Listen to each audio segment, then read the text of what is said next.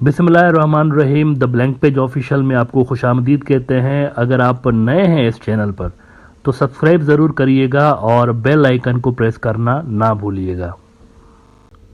नाजरीन, अगले साल इंडिया के अंदर इलेक्शंस होने हैं और अभी से ही बीजेपी की जानिब से मुनज़्ज़म धांधली की कोशिशें शुरू कर दी गई हैं।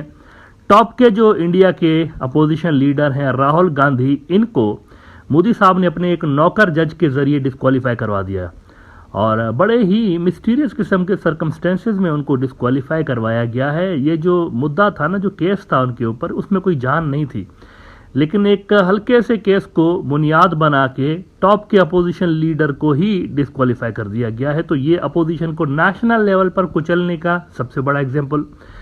इसके बाद जो स्टेट लेवल पर अपोजिशंस हैं बीजेपी की, जैसे ममता बनर्जी की टीएमसी और दीगर जमातें, इनसे इलेक्शन कमीशन जो इंडिया का है वो भी मोदी का नौकर बन चुका है पूरी तरह से। वो फाशिस्ट जब भी आते हैं ना, तो उनका पहला हमला ही इदारों के ऊपर होता है। जुडिशरी, इलेक्शन कमीशन, इनको ये कंट्रोल करने की कोशिश करते हैं ताकि इक्तदार पे इनकी जो गिरफ्त है वो मजबूत हो जाए।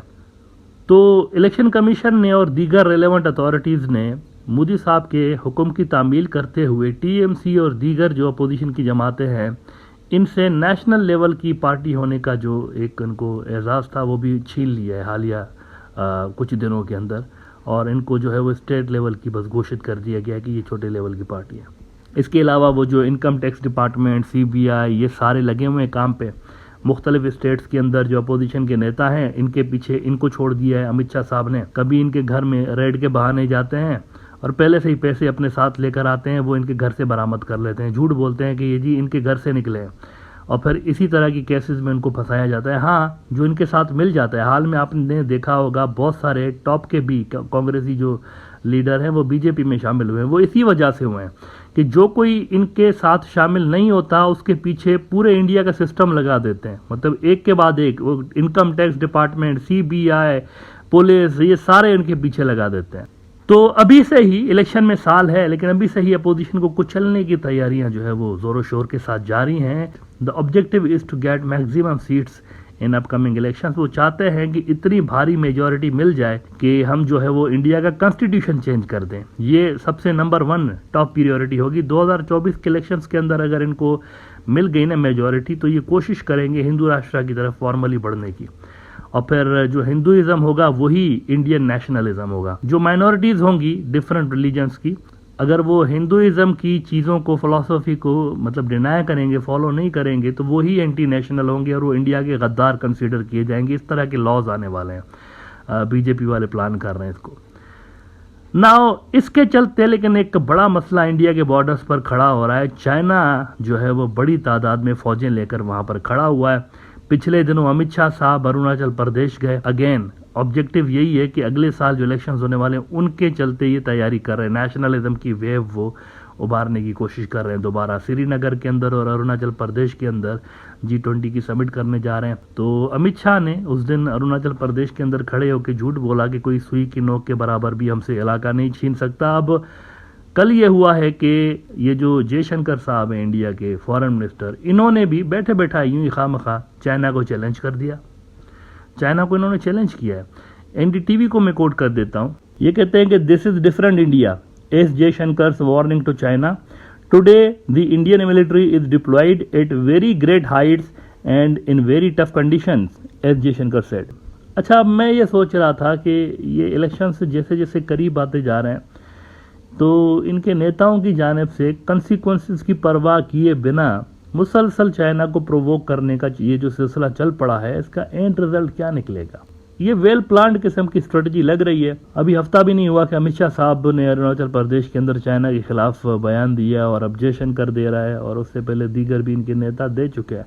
तो ये एक वेल प्लान्ड किस्म की इनकी स्ट्रेटजी लग रही है। चाइना को यूज़ करते हुए ये वोट बैंक को मोबिलाइज करने की कोशिश कर रहे हैं कि हम जो है वो चाइना को रिप्लाई दे सकते हैं। कांग्रेस वाले नहीं दे रहे थे, हम दे सकते हैं। लेकिन मैं ज़रा आपको थोड़ा सा पीछे ले जाऊँगा। कुछ महीने पहले ये कह रहे हैं ना, हम डिफरेंट किस्म के इंडिया हैं, तो हम बहुत मजबूत हो गए हैं और हम जो है वो हमने तो कमाल ही कर दिया है।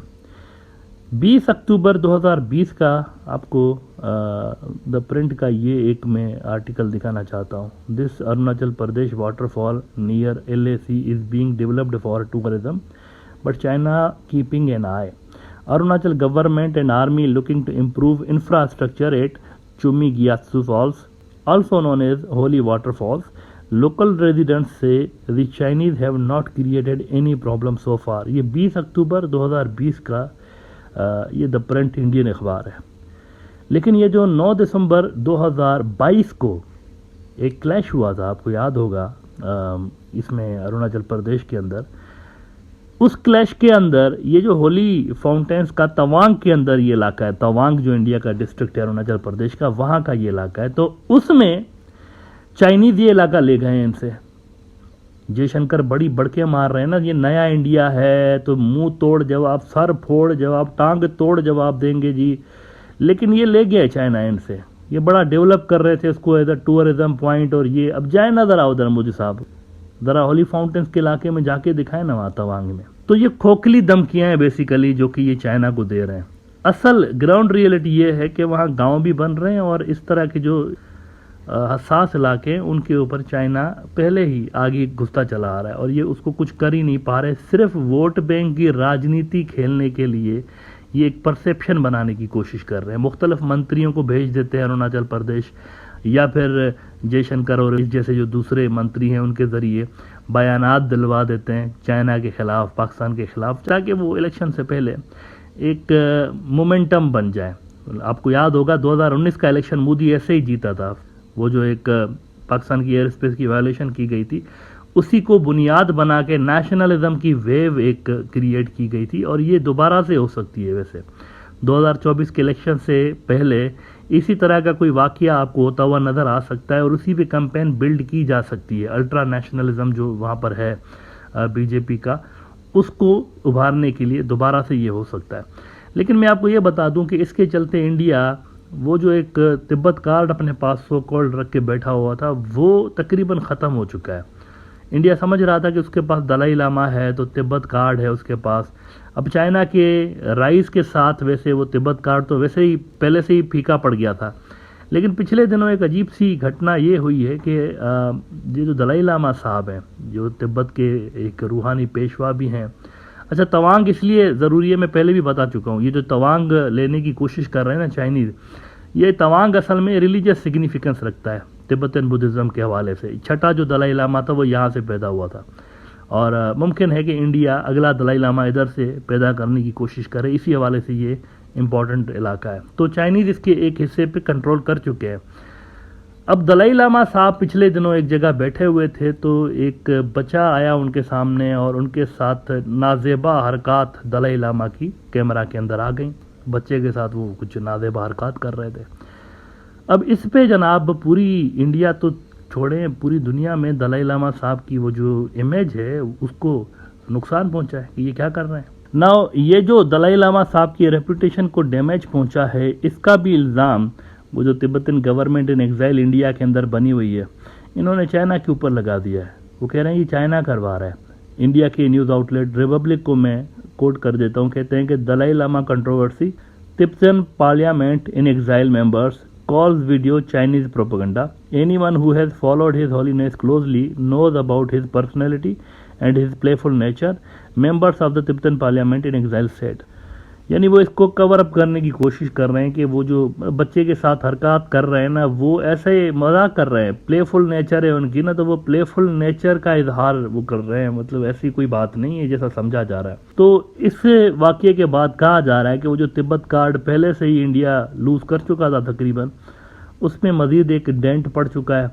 और ग्राउंड पे सूरत हाल ये है कि इस वक्त अगर दलाई लामा साहब इवन इंसर्जेंसी का खुल के भी ऐलान कर दें तो भी शायद ग्राउंड पे तिब्बत के अंदर इतना ज़्यादा उनको जो है वो पजीराई हासिल होगी नहीं।